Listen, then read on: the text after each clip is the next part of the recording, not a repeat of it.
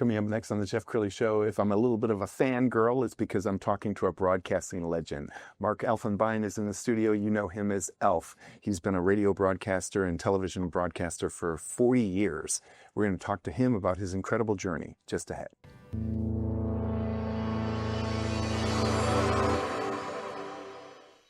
Many are predicting that the worst is yet to come, which is unfortunate, said one person here. Until now, they've enjoyed the reputation of being the nation's icebox. Watched a burglar in his home this morning by webcam. As a journalist of over 25 years, stories are what make my world turn. Reporting live from the Dallas newsroom tonight, Jeff Crilley, Fox 4 News. But in 2008, I took the jump from my familiar life and started a PR firm from my home. We're talking about anyone with a camcorder like the one I'm using becomes a television network. We started slowly growing the company, and we now have over 100 clients, and we've branched into the world of live digital broadcasting. I now own 8 different TV studios and have a huge team, and the stories that I now get to share are sometimes the most important of my life. Life has a funny way of coming around full circle. This is the Jeff Crilley Show. Okay, a confession. I love the ticket. I love what they've done to broadcasting and kind of changed the way sports broadcasting is done in America, especially on the radio. And a broadcasting legend is in the studio right now. Mark Elfenbein, a personal hero of mine, legendary broadcaster. His friends know him as Elf. Thanks for coming on the show. My pleasure. Good to see you. All right, so I think our paths have crossed over the years. In fact, yeah. I just learned in the pre-show that we were both at the same Super Bowl. Unbelievable. Yeah. So take us back to the very beginning. What was your first job in broadcasting? Ooh, my first job in broadcasting was some high school football and basketball, WFAA Dallas. I did like some tape delay stuff, which was kind of cool. In high school? In high school. And, I thought it was the coolest thing in the world. I mean, I was doing something. And then I went to college, and I had heard the story about Dick Enberg, how I love Dick Enberg, one of the greatest broadcasters ever. And he got a job at a radio station as a janitor. And I said, well, I can do that. I can be a janitor. Is that true? That's how true story. And so I literally went to a radio station in Austin, 18 years old, walked in, girls at the front desk, and I walk right in. I said, I need to speak to the guy that is hiring right now. And I'm like going, what are you doing? And she goes, okay, hold on a second. Well, Selby Edwards used to be like Ron Chapman. Yes. He was Mr. Austin. You knew him on TV, radio. Yes. And he walks out. And he goes, Selby Edwards, what can I do for you? And I'm just looking for a job at the radio station. Next thing I know, I'm in his office. He goes, you ever thought about being a DJ? And I went, no, but I will. Next thing I know, I come back the next day, interview with another guy. And within 2 minutes, he's sitting back. He goes, when you come out of this segment, I want you to do this music and this music. And I'm looking at him and going, I'm sorry, what am I doing? He goes, you're our new weekend DJ and you start tomorrow night. Oh my God. That was it. Okay, you had to have a little bit of imposter syndrome back then because how old are you, 19 years old? And I was 19 years old, 18, almost 19. And, but I knew what I wanted to do. Yes. And I figured if Dick Enberg can sweep floors, so can I. And, but I got the gig. And it was the coolest thing in the world in college because it was in Buda, Texas, out in the middle of nowhere. And my friends from midnight to 6 would come out in the middle of the night, play this, play this, play this. And I had fun. Okay, when did you come to Dallas? Dallas, I got out of school in 1983. I finished up at UTD. I had about 12 hours left. And we got the job. My friend Steve Shapiro calls me and says, hey, Norm Hitchkiss is leaving his show on KERA. I go, what show? Because he's been doing it for 30 years. Make a long story short, everybody was interviewing for the job. We went in and he said, hey, I put our names in. I said, our names in? He goes, yeah.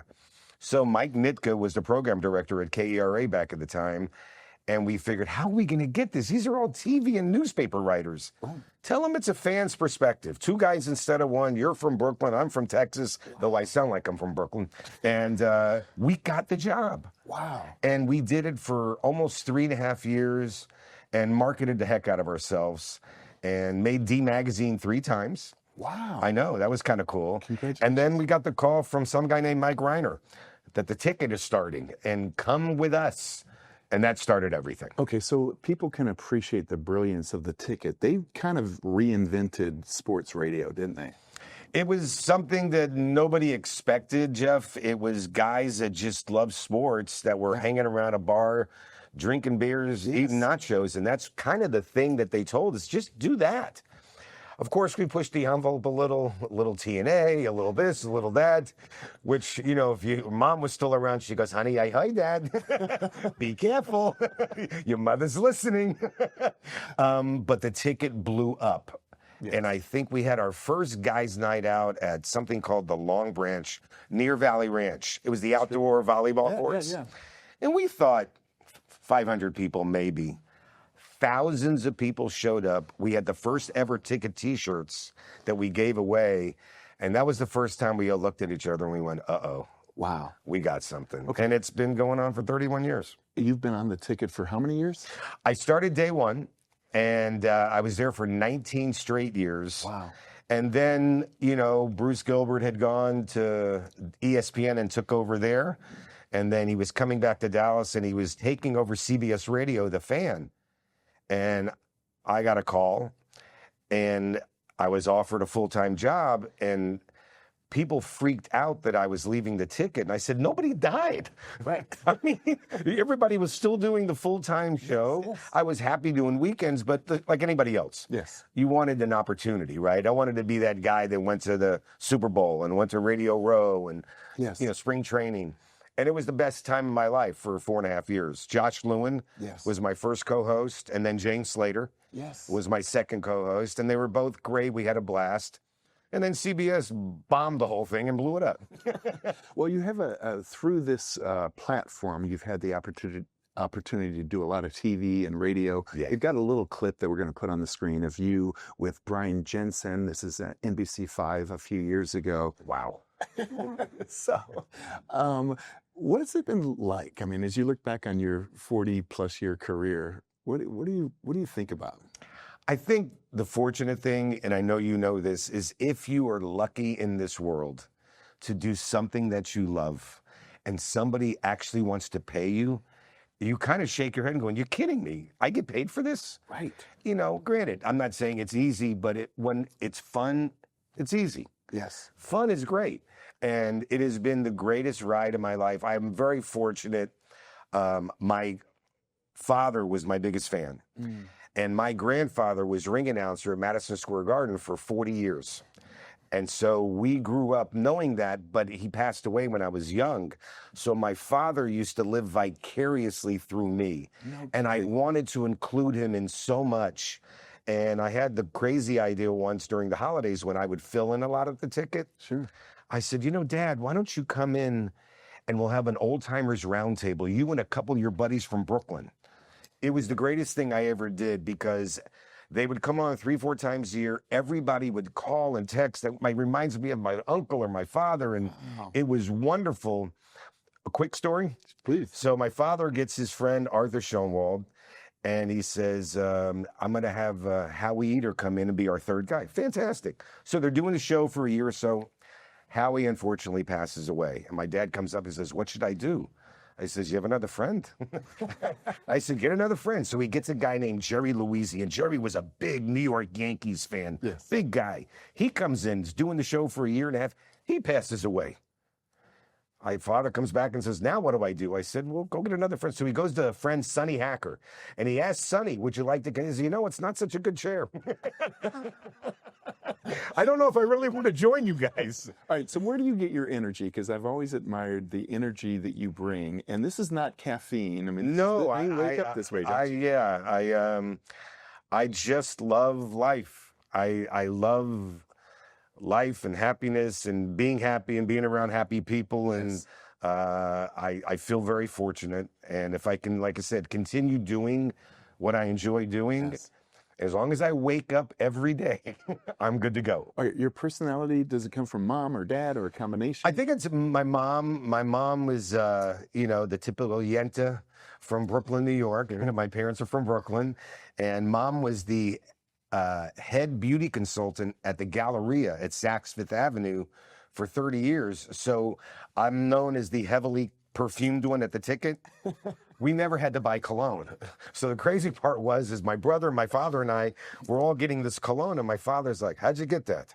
I said, "Mom gave me Chorus." I said, "I'll trade you 2 Obsessions and a Lagerfeld for a Halston Z14.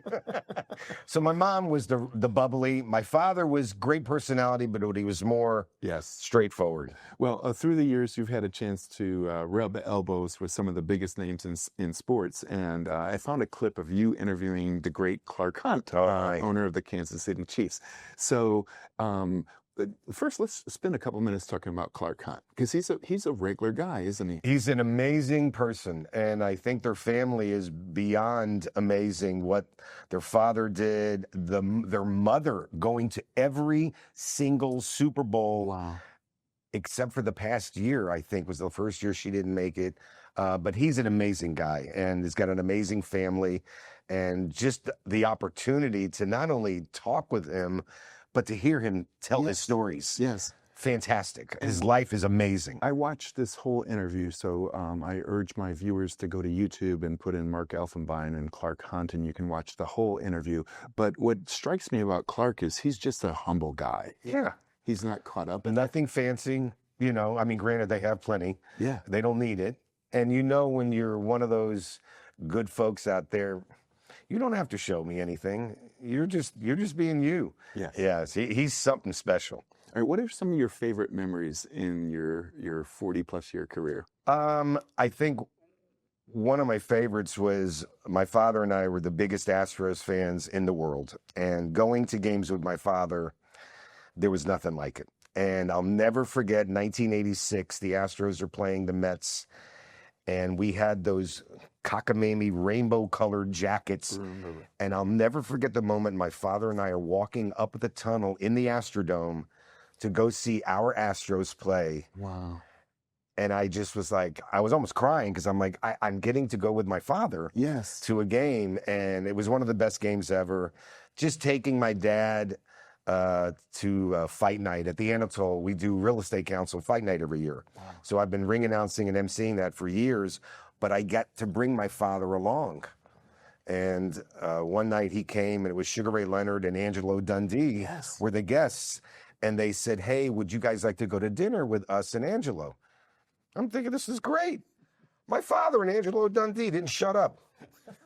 I mean, they knew each other because of my grandfather. Yes. And so that was cool. Meeting Muhammad Ali was one of the coolest things ever. All right, you'll have to tell me that story. My friend Bobby Mintz, who owns a collectibles company, TriStar Baseball Cards, would always come in town, Convention Center, Market Hall, do shows. And so he would say to me, "Elf, I'm coming in for a show this weekend. Can I pop on and promote it?" I'm like, "Absolutely." He says, "I can get you a player. You want Mike Schmidt?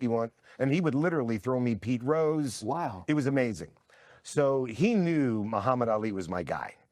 And he calls me, he goes, "How much do you love me?" I said, "What time is it?"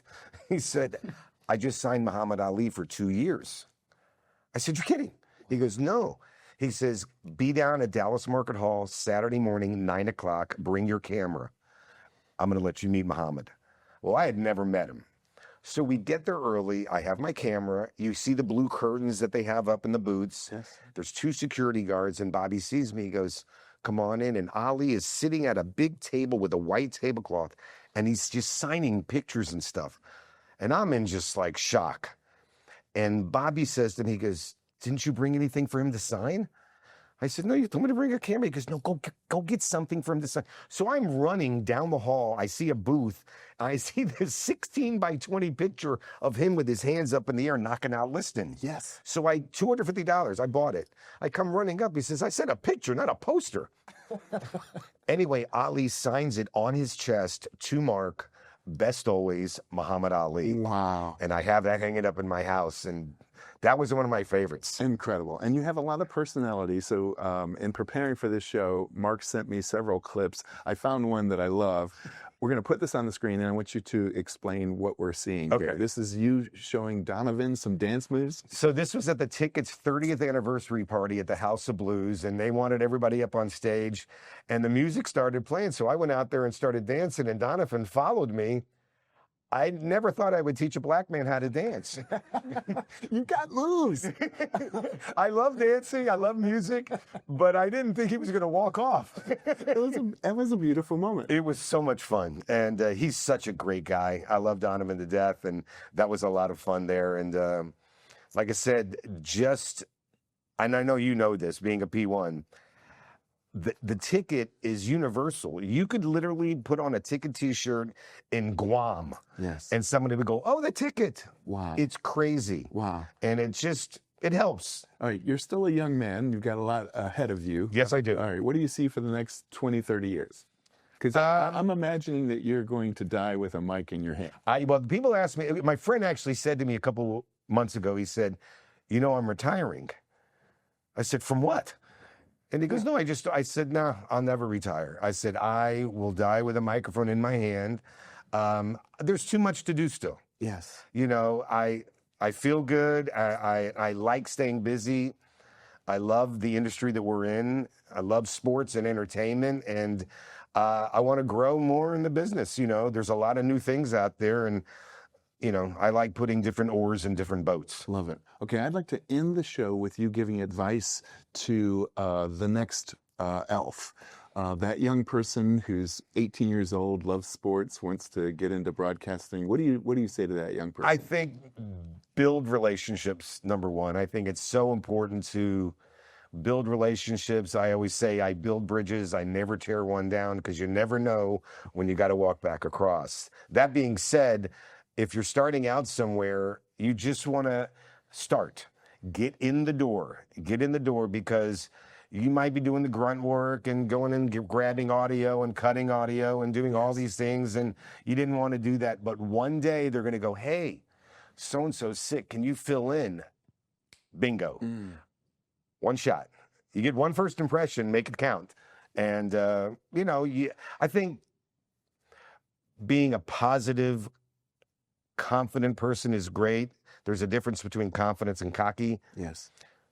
Just be a nice person. There's nothing wrong with being nice. It'll get you somewhere. Wow.